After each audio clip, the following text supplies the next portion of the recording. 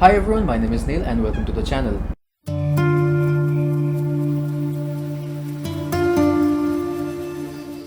So today we are at the Weathertech Raceway Laguna Seca in an Alfa Romeo Giulia Quadrifoglio. I'm pretty sure I butchered the pronunciation of that.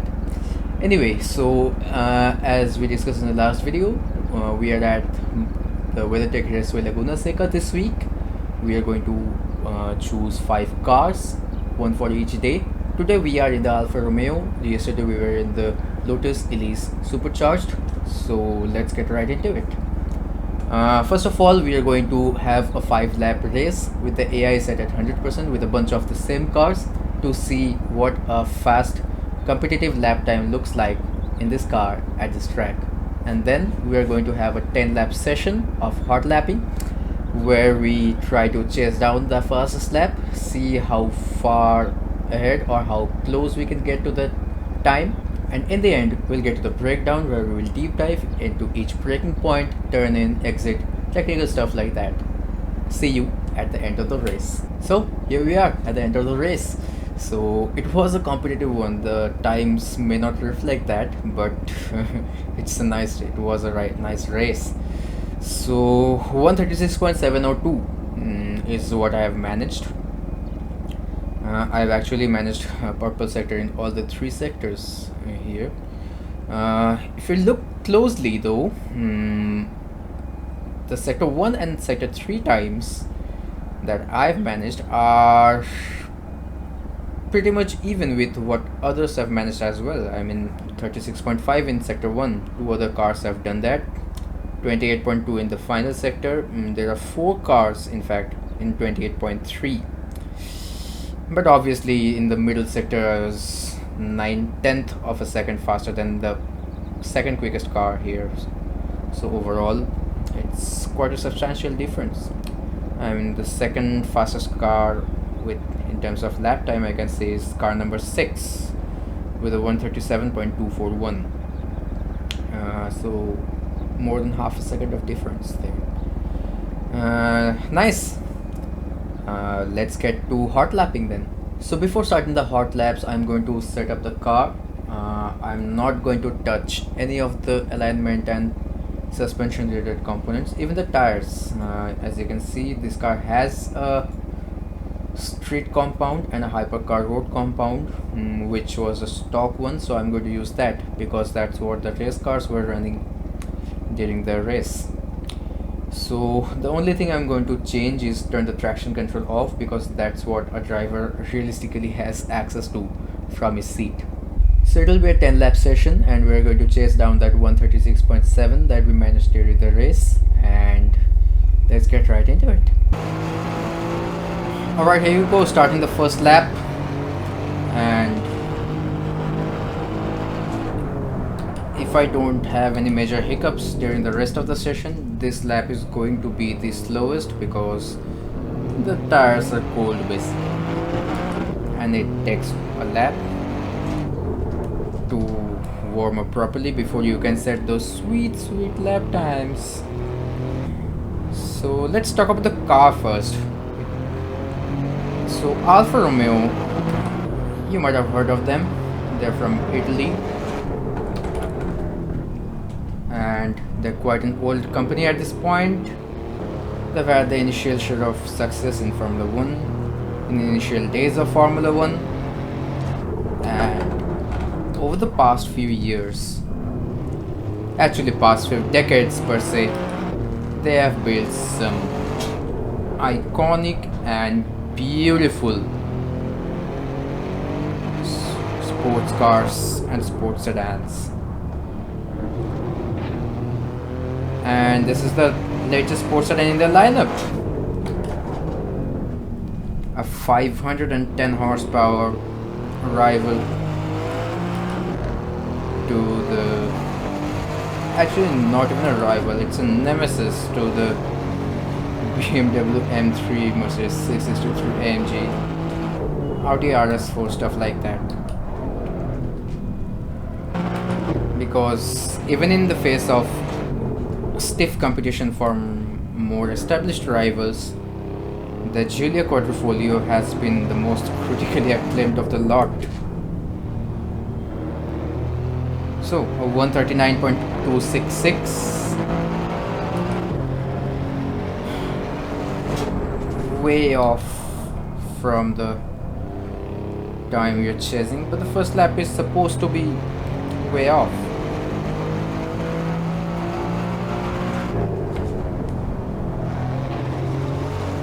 .136.7 is what we are chasing, and the first lap is not supposed to get there, and it didn't. It fell short by quite some margin.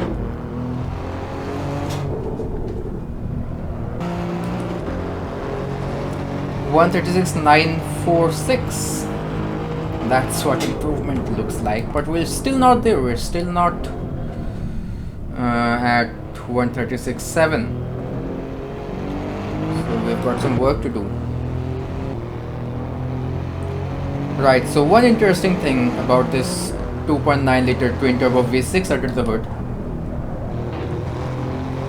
Alfa Romeo and Ferrari are obviously part of the same group now, and Ferrari,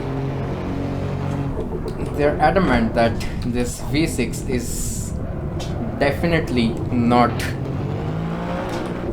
the twin turbo V8 from the California T with 2 of its cylinders chopped off. Okay, but get this.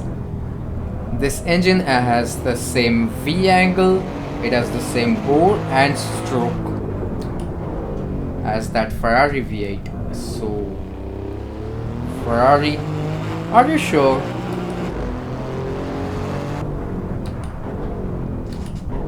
Oh, lap 3 was underwhelming, 137.9. Definitely not the kind of time that I'm hoping to see. Although if you remember, the AI cars from the race were all in the high to low 137s.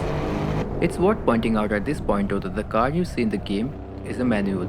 You can see the driver changing gears with his right hand. The actual car isn't. It has an automatic with paddle shifters. Apparently, the car was conceived with a manual gearbox initially, which was replaced with an automatic at some point during R&D. Ah, what a shame. 136.389. That was fun.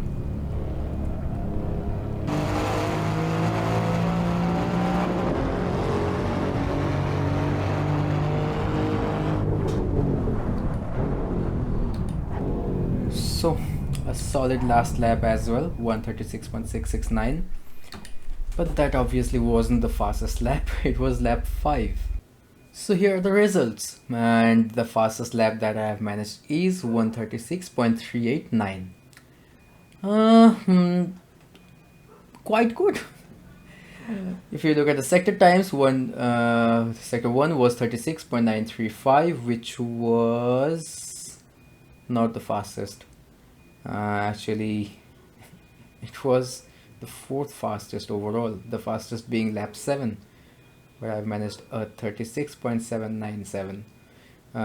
So yeah, not a massive difference there, 1.5 seconds. 31.312 in second sector, that's not the fastest as well. Couple I can see which were faster. Lap 4, lap 2, but 28.142 in the final sector, that is, I think, was the fastest. Yeah, right. Anyway, if you see at the lap times, apart from the lap 9 where I had a massive oversteer basically, and it was ugly. Apart from that, and the lap 1, which is supposed to be slow as we have discussed, the rest of the times were quite competitive. As we have seen in the race, the fastest lap time managed by an AI car was what, 137.24.